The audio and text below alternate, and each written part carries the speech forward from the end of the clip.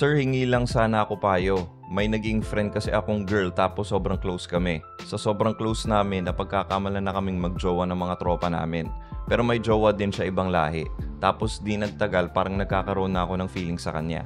At nafe-feel ko din sa kanya na nafo-fall na din siya sa akin. So I decided to take a move na. Do or die kumbaga. At yun, may nangyari sa amin twice na. Tapos bigla siya nag-decide na itigil na namin kasi parang nakukonsensya na siya sa BF niya. So ngayon no contact kami. Tapos last na usapan namin, tumawag siya, nag-overthink daw siya kasi baka nabuntis ko siya. Ano po mapapayo nyo? Salamat. More power sa'yo, Lodi.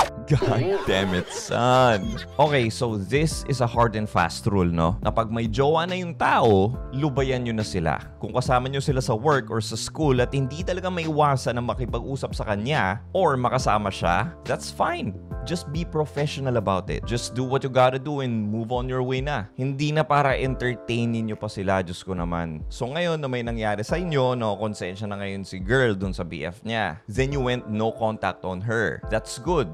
Tama yan, damage control. Pero ngayon, nagre-reach out na si girl sa'yo kasi nag-overthink daw siya na baka buntis daw siya, no? So there are a couple of scenarios na pwedeng nangyayari dyan, ano? Una, that may be just an excuse ni girl para mag-reach out sa'yo. Kasi remember, if a woman reaches out to you, always assume that they want to see you. Hindi naman yun sila directly na nagsasabi sa inyo na, uy, tara kita tayo. No. Ang paraan nila para malaman natin na gusto nila tayong makita is they would be giving indirect lines. For example, they would say na, uy, alam mo, ikaw yata yung nakita ko kanina sa mall. Ikaw ba yun? Or ganito, tulad ng sinabi niya sa'yo na nag-overthink daw siya kasi baka buntis siya. So having said that, and kung ito talaga yung scenario, don't take this as an opportunity to see her again. You could reply back to her and say something in the lines of, if you're too worried about it, then magpapiti ka just to be sure. Pero, don't take this as an opportunity para makipagkita sa kanya ulit. Why?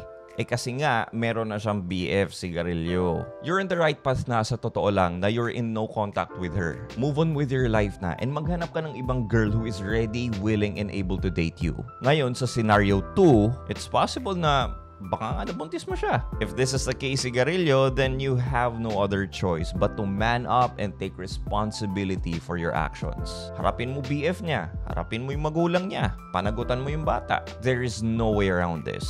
You can ignore reality but you can never ignore the consequences of ignoring reality. Well, I hope nakatulong sa inyo and follow for more. And if you guys want to get my help personally, the quickest way is for you to book a one-on-one phone coaching session with me. You can do that by clicking the link in my bio if you're on TikTok. Pero kung nasa YouTube ka naman, the link is in the description box below.